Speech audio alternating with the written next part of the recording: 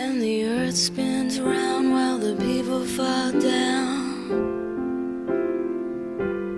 Hey guys, it's Wednesdays with Chase, Canadian Chase. This week's topic is a bit more serious. It's HIV/AIDS. So first of all, I'll give you a definition of what that is. HIV is human immunodeficiency virus, and it's what leads to AIDS, and AIDS is autoimmune deficiency syndrome. And when contracted, the HIV virus attacks your immune system, which is the ability to fight off infections or sickness. And eventually the immune system becomes really weak, and that's when it becomes AIDS. You get more susceptible to pneumonia, which is normally treatable but fatal for people with AIDS. So, how does one get HIV? Usually by fluids, the blood and the cum. Usually front hole, butthole penetration, using shared sex toys, injecting with shared needles. And there is a possibility of getting HIV when performing oral sex, but there's not a huge risk. Usually the no risks are kissing, feces, urine, injecting and receiving from needles that were unused, toys that have been if you use protection on your toys. Okay, and also HIV can't survive outside of the body for long, either seconds or minutes around there. So me and my roommate were talking about this yesterday, and there's an example where if somebody shanks somebody and then they shank someone else and that person had HIV, the other person will not get it if the knife was out. Like, shank, I'm gonna wait a bit, then I'm gonna shank you. You're not gonna get HIV from that. Is HIV a death sentence? There is no cure for AIDS, but there are drug cocktails that help to reduce the HIV-infected cells to almost nothing. People can live their daily lives. Who is at risk? Everyone. But the most at risk, I guess, groups would be the people who share needles, the drug users, trans women, gay men, and increasingly heterosexual youth. And now for all that information aside, hopefully that didn't take too long. So how does it affect my community, which is our community?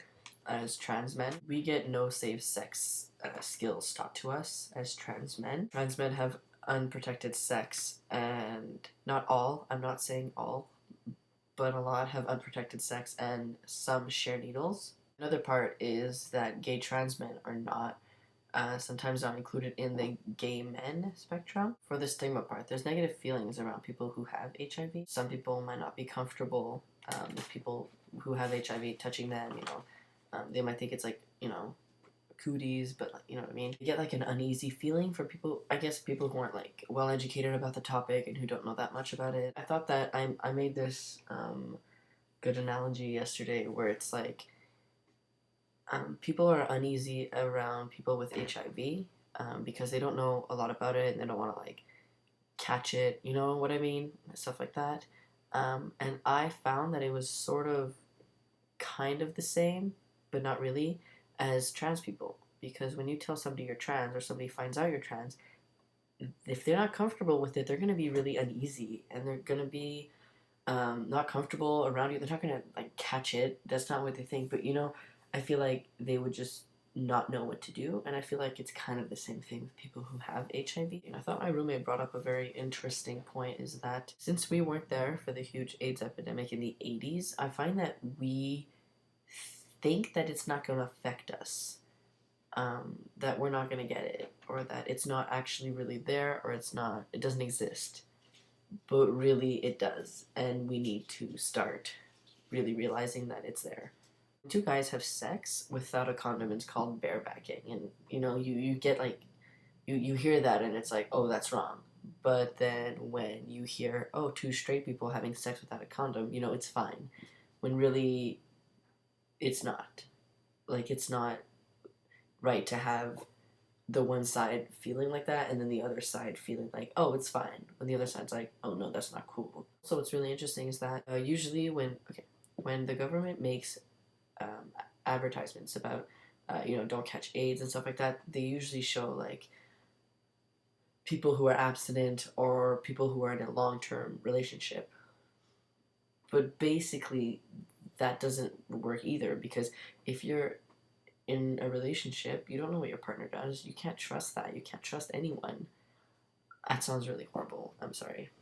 abstinency is unrealistic. I mean, yes, there's some people who are abstinent, but I sound like an asshole when I say that.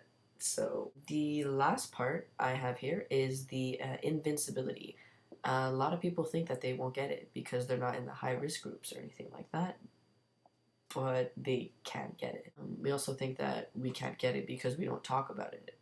So when it's not talked about, it's not really there, but really it is there. I found it interesting that we were talking about how trans men with women who sleep with women have way less of a risk than trans men who sleep with gay men. I know I said this before with the shared injections, but there are a lot of people who do share the needles when they inject tea because either they can't afford needles and stuff like that, which really sucks. Yeah, so I just wanted to finish off the video with something interesting with my city. I live in Montreal, Canada, and apparently the percentage of gay men that have HIV/AIDS in Montreal is 13.5, which makes Quebec as an epidemic level, which sucks, obviously. For harm reduction, I feel like if people were to give out needles and information and free condoms, like there's free condoms, but they should, give more out instead of always having to buy that stuff, then I feel like the infection rate would go down. And those people that do the argument, oh, if you give people free needles, they're going to start drugs. Like, you're not going to look at a needle and be like, oh my God, it's a free needle, I'm going to start doing heroin now.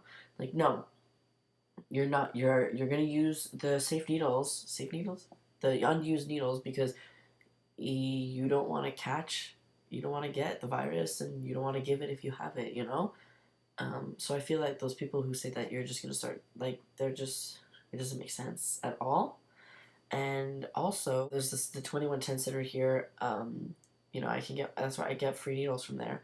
But if you're a street-oriented person, what you can do here is you can go to the pharmacy, and I think you give them like $1.50, and you get a whole thing of needles for free. Well, for free, you know what I mean? Really cheap. Basically, I feel like needles should be free to people who really need them, because I honestly thought that when I started tea, I honestly thought, like, how can trans people get AIDS from sharing needles? I never thought that we shared needles, but then, like, we do, because some people don't have money and they need to use other people's needles, which sucks, and people should just be able to get needles from someplace if they need them.